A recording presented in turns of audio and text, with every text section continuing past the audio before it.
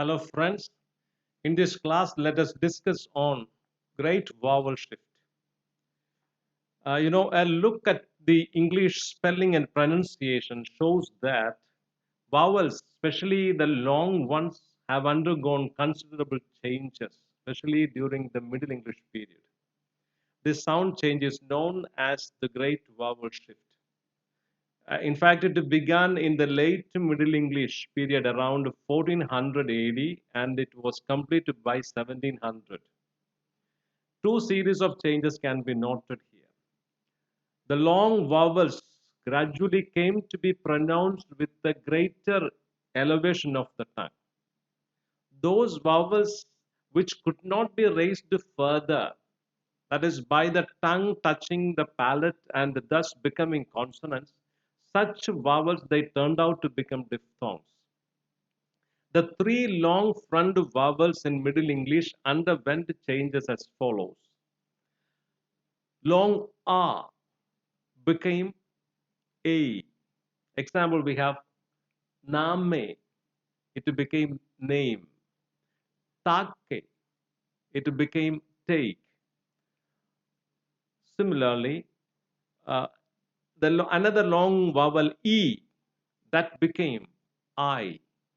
For example, in Old English we have a word fear and that became fire in modern English. Findan is another word and it became find in modern English. Weave is another word and it became wife in modern English. Another one is A that turned out to become E. For example, when we talked about umlaut, fort becoming feet, fortis it became fet, and finally it became feet. Or teeth, it comes from ted becoming teeth. Read, beat are also other examples. And we find there is a change in spellings. In the first two, you have double E, and in the next two, read and beat, you have EA. This happens because the first one, double E, it comes from a tense long A sound, and the AR or ES spelling, it comes from slack long A. What do you mean by tense long A? Those sounds would involve a greater muscular involvement and it is of a longer duration. For example, in a word like goat, that O, that changes into OU, O, goat. There, the sound, it is shifted upwards and it moves forward.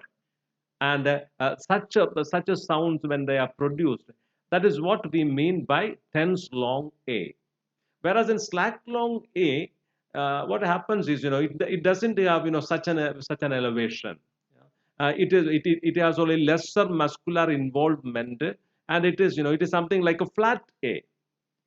For example, when you say oil, no, it is different from O. Oil, that's a flat O. So such expressions would come under slack long O, or in the similar fashion you have A also.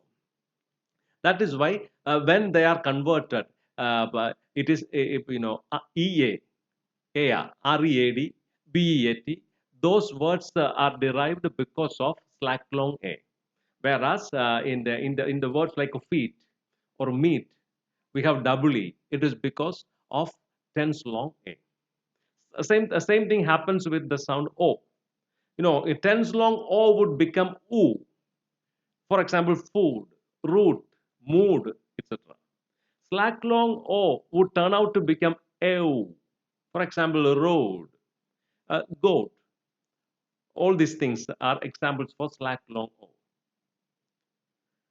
O. Then we have long oo would turn out to become, or it would become diphthongized to ow.